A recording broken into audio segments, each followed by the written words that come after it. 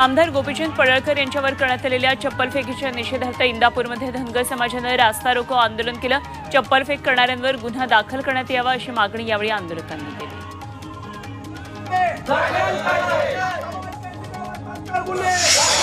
दादागिरीला हे दादागिरीनंच उत्तर दिलं जाईल असा इशारा भुजबळांनी जरांगेंना दिलाय। इंदापूरमध्ये भुजबळांनी ओबीसी मेळाव्याला संबोधित केलं तर अजित पवारांनी भुजबळांना पुन्हा समज द्यावी असा पलटवार जरांगेंनी केला। जरांगेंची अक्कल दिव्यांग आहे अशी टीका भुजबळांनी केली। इंदापूर सभेमध्ये भुजबळांनी जरांगेंची नक्कल केली। जरांगेंनी नारायण कुचेंवर व्यंगात्मक टीका केली होती आणि त्याची ऑडिओ क्लिप भुजबळांनी इंदापूर सभेत ऐकवली। तुम्ही विकलांग हे सगळ्या दुनियेला माहीत आहे अशा शब्दांमध्ये भुजबळ टीकेनंतर जरांगेंनीही पलटवार केला। इंदापूरच्या ओबीसी मेळाव्यामध्ये भुजबळांनी गाढवाची एक गोष्ट सांगितली। एक गाढव टाकीवर चढण्याची गोष्ट भुजबळांनी सांगितली आणि त्यावर भुजबळांनी स्वतःलाच गाढव म्हटलं असा पलटवार जरांगेंनी केला। राज्य मागासवर्ग आयोगाचे अध्यक्ष निवृत्त न्यायाधीश ए.व्ही. निरगुडे यांनी राजीनामा देण्याची इच्छा व्यक्त केली होती। आयोगाच्या सदस्यांच्या व्हॉट्सअप चॅटमधून ही बाब आता स्पष्ट झाली। मात्र इतर सदस्यांच्या विनंतीनंतर न्यायाधीश निरगुडे यांनी राजीनामा दिला नसल्याचं सांगण्यात येतं। मराठा कुणबी जातीच्या प्रमाणपत्रासाठी गठीत केलेली शिंदे समिती पुणे दौऱ्यावर होती। त्यांनी पुणे विभागाचा जिल्हानिहाय आढावा घेतला।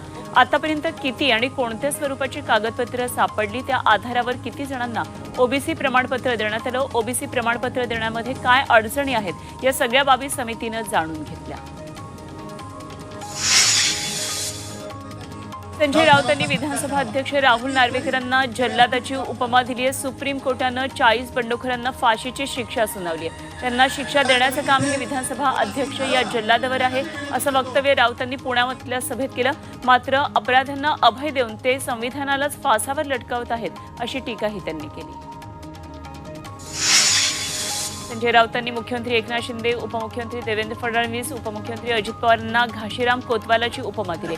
घाशीराम कोतवाल संरक्षण न करता लूटमार करायचा, तशीच परिस्थिती राज्यात सुरू असल्याची टीका राऊतांनी केली।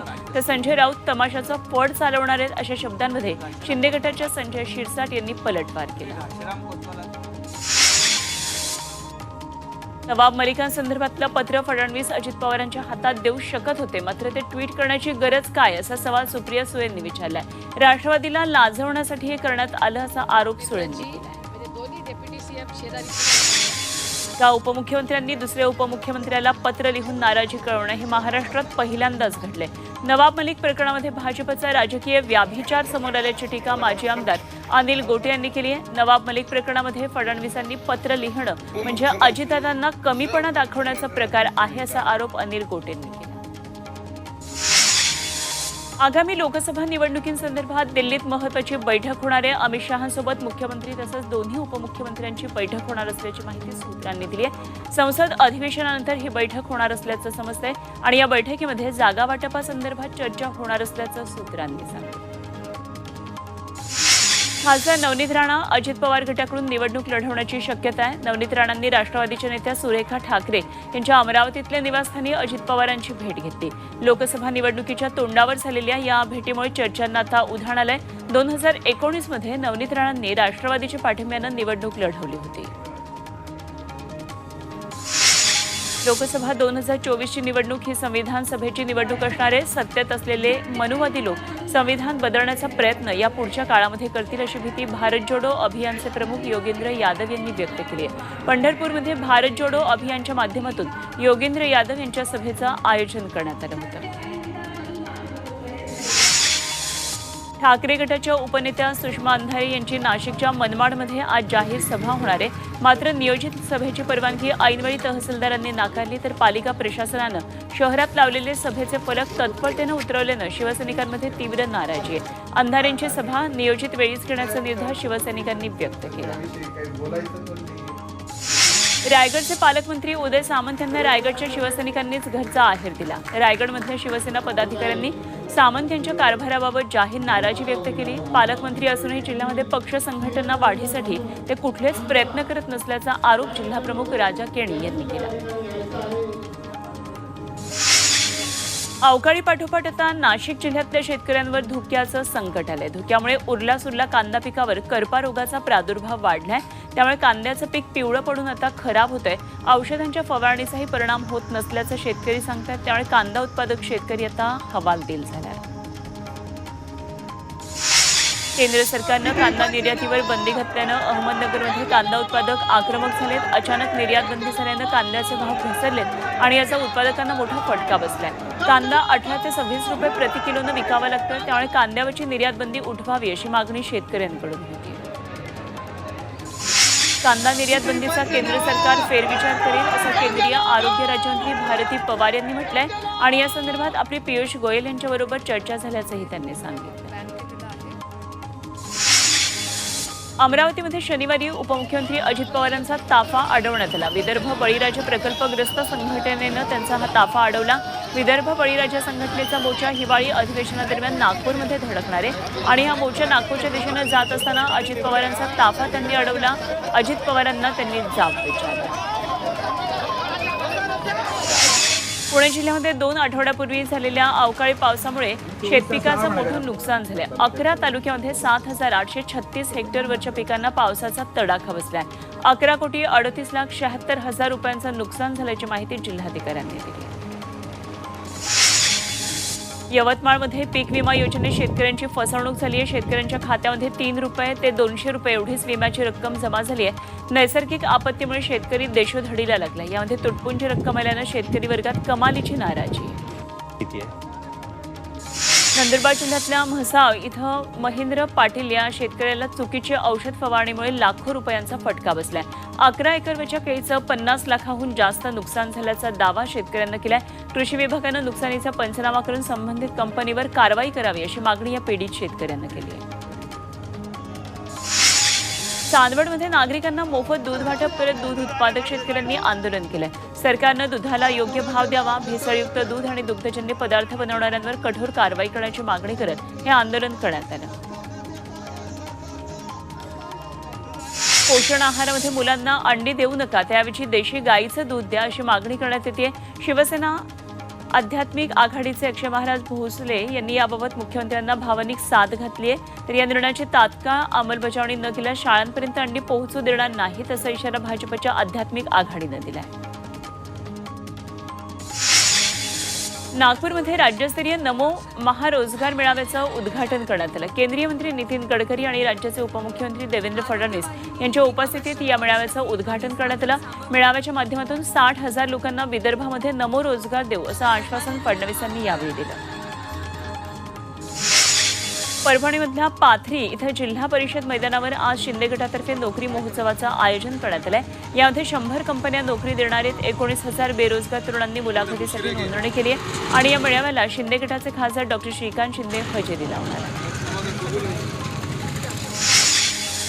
पालघर जिल्ह्यातल्या 200 गरजू विद्यार्थिनींना सायकलचं वाटप करण्यात आलं. तारापूरमधल्या भारतातल्या पहिल्या अणुशक्ती केंद्राच्या CSR फंडातून हा उपक्रम राबवला गेला. त्यामुळे ग्रामीण भागातील विद्यार्थिनींची शाळेला जाताना होणारी पायपीट आता थांबणार आहे. पालघरच्या तारापूर MIDCमध्ये ड्रग्ज कारखान्यावर बंदीची कारवाई करण्यात आली. कारखान्यातल्या घातक केमिकलयुक्त रासायनिक सांडपाणी प्रक्रिया न करता नैसर्गिक नाल्यांमध्ये सोडल्या प्रकरणात ही कारवाई करण्यात आली आहे. त्यामुळे MIDCतल्या कारखानदारांचे धाबे दणाणले. नवी मुंबई महापालिकेच्या घणसोलीमध्ये क्रमांक 3च्या शाळेमध्ये गेले 3 दिवस पाणीच नव्हतं. त्यामुळे शिक्षक आणि विद्यार्थ्यांची मोठी गैरसोय झाली. पाण्याचे पंप बिघडले त्यामुळे पाणी आलं नसल्याचं महापालिकेनं सांगितलं. त्यामुळे 3 दिवस विद्यार्थ्यांना नैसर्गिक विधीसाठी घरी जावं लागलं तर शिक्षकांना सार्वजनिक शौचालयाचा वापर करावा लागला. जळगावच्या पारोळा तालुक्यातल्या शिवरे गावामध्ये अशुद्ध पाण्यातून 29 जणांना विषबाधा झाली आहे आणि त्यांना पारोळ्यातल्या कॉटेज रुग्णालयामध्ये भरती करण्यात आलं. त्यांच्यावर उपचार सुरू आहेत. पारोळा तालुक्यातल्या शिवरे गावात मध्य प्रदेशहून हे शेतमजुरीसाठी आले होते. एका ड्रममध्ये अनेक दिवसांपासून साचलेलं पाणी प्यायल्यानं त्यांना त्रास झाला. भंडारा शहरातल्या सरकारी नर्सिंग वसतिगृहामध्ये 50 मुलींना अन्नामधून विषबाधा झाल्याचा संशय. याबाबत हॉस्टेल प्रशासनानं मुलींना कॅमेऱ्यासमोर बोलायला मज्जाव केला. शुक्रवारी रात्रीपासून त्यांची तब्येत बिघडली. यापैकी अनेक मुलींवर अजूनही जिल्हा रुग्णालयामध्ये उपचार सुरू आहेत आणि या प्रकरणामध्ये चौकशीची मागणी मुलींच्या पालकांनी केली.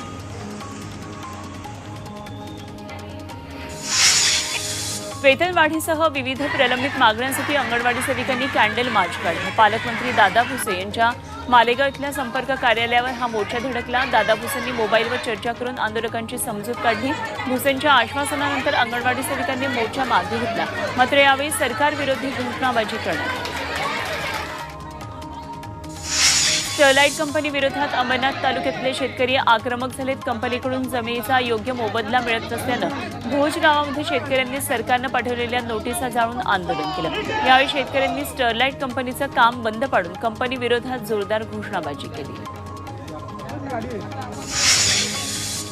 नियमबाह्य स्टील गर्डर्स आणि बॉक्स गर्डर्स वाहतूक घोटाळ्याची पूर्ण चौकशी झाल्याशिवाय शिवडी न्हावाशेवा महामार्गाचं उद्घाटन होऊ देणार नसल्याचा इशारा मनसेनं दिलाय। या प्रकल्पातील ठेकेदारांनी आवश्यक गर्डर्स वाहतूक शुल्क भरलेलं नव्हतं आणि त्यामुळे राज्य सरकारचा कोट्यवधींचा महसूल बुडाल्याचा आरोप मनसेनं केलाय। सांगली जिल्ह्यामध्ये केंद्र सरकारची विकसित भारत संकल्प यात्रा सुरू आहे। या कार्यक्रमात व्हिडिओ कॉन्फरन्सिंगद्वारे पंतप्रधान नरेंद्र मोदींनी लाभार्थ्यांना मार्गदर्शन केलं। पालकमंत्री सुरेश खाडे यांच्या प्रमुख उपस्थितीत हा कार्यक्रम संपन्न झाला। केंद्रीय आरोग्य राज्यमंत्री भारती पवार यांच्याकडे केंद्रीय आदिवासी राज्यमंत्री पदाची जबाबदारी देण्यात आली। त्यामुळे नाशिकमधल्या आदिवासी भागात त्यांचं जागोजागी उत्साहात स्वागत करण्यात आलं।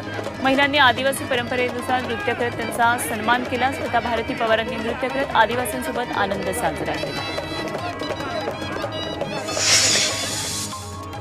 श्री संत ज्ञानेश्वर महाराज यांच्या 727व्या संजीवन समाधी सोहळा साजरा होतोय आणि यासाठी राज्याच्या कानाकोपऱ्यातून मोठ्या संख्येनं वारकरी आळंदीत दाखल झालेत। ज्ञानोबा माऊली आणि विठू नामाच्या गजरानं आळंदीत दुमदुमून गेली।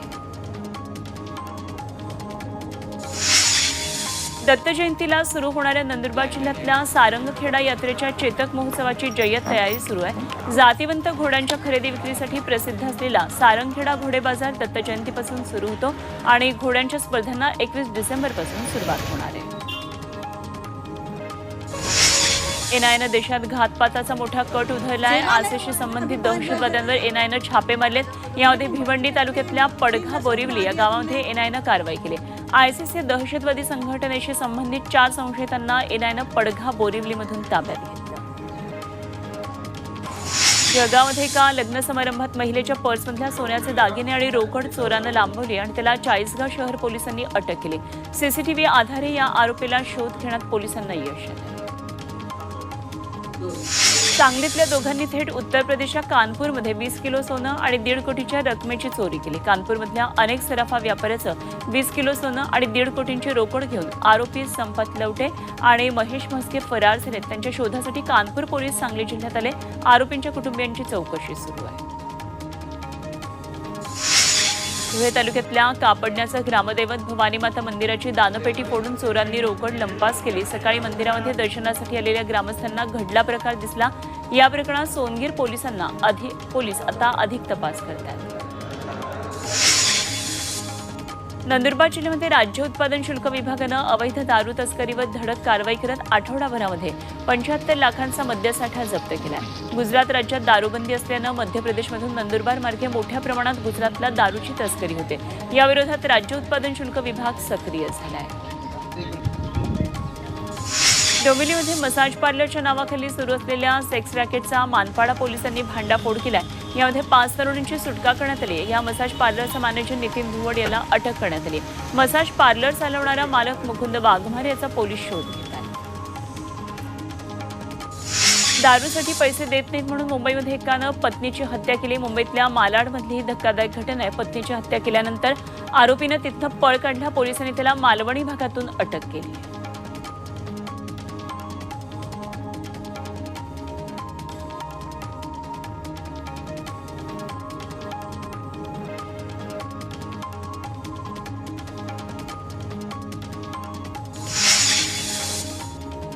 नाशिक शहर स्फोटांनी हादरलं। ऑक्सिजन सिलेंडर वाहून येणाऱ्या वाहनात जोरदार स्फोट झाला। नाशिकच्या शांतिनिकेतन महसूल सोसायटी परिसरात ही दुर्घटना घडली। सिलेंडरचा हा स्फोट इतका भयंकर होता की आजूबाजूच्या परिसरातले 7 ते 8 मजल्यापर्यंत इमारतीच्या काचा फुटल्या आणि रस्त्यांवरच्या वाहनांच्या सुद्धा काचा फुटल्या। बदलापूरच्या आंबेशिव गावामध्ये भीषण आग लागली. चलचित्राचा कारखाना आगीच्या भक्ष्यस्थानी सापडला. एका अज्ञात व्यक्तीनं वणवा पेटवला. या वणव्याची आग कारखान्यापर्यंत पोहोचली. यामध्ये चलचित्रासाठी लागणारी लाकडं आणि पीओपीच्या साहित्यानं पेट घेतला आणि संपूर्ण साहित्य जळून खाक झालं. अग्निशमन दलाच्या गाड्या तातडीनं घटनास्थळी दाखल झाल्या.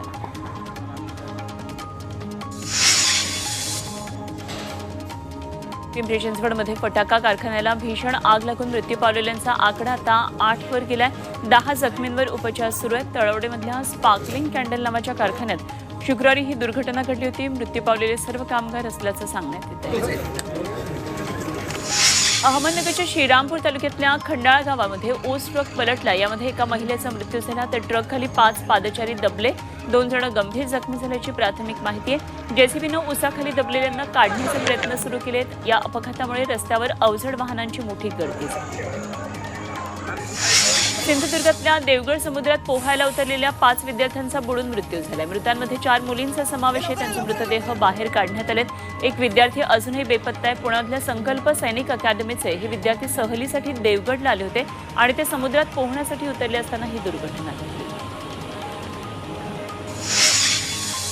जळगावच्या वडनेऱ्यातल्या बडे जटाधारी मंदिरामध्ये प्रदीपजी मिश्रा यांच्या शिवमहापुराण कथेचं आयोजन करण्यात आलंय आणि आयोजकांकडून इथे येणाऱ्या लाखो भाविकांसाठी कुठलीही व्यवस्था न केल्याचं समोर आलं. त्याची बातमी झी24 तासनं सर्वात आधी दाखवली होती. या बातमीची दखल घेत शिवमहापुराण कथेच्या आयोजकांनी भाविकांसाठी सर्व व्यवस्था आता केली.